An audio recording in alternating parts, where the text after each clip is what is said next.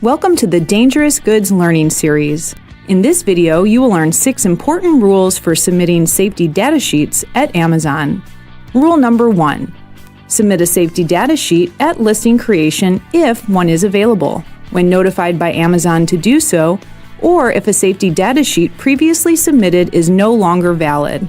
Safety data sheets are obtained from the product manufacturer, an SDS authoring service, or from your supplier. Rule number 2 is about consistency between the safety data sheet and the product listing. To be compliant, the safety data sheet, the item itself, and the Amazon detail page must all have the same product name and manufacturer details.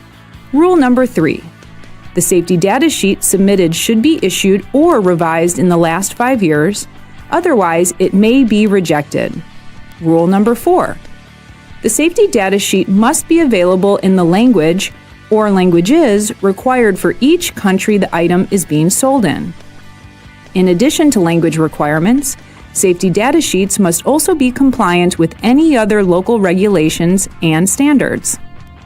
Rule number 5. A safety data sheet will only be accepted when a classification can be determined based on the information provided and may be rejected if it contains conflicting information.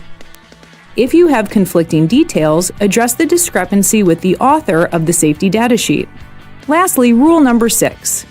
Be sure the document submitted is a safety data sheet. Any other documents will be rejected. For example, we do not accept certificates or test reports as initial submissions in place of a safety data sheet. For more information, please visit the Dangerous Goods Learning Series on Seller University and help pages on Seller Central. Thank you for keeping our communities, customers, and employees safe.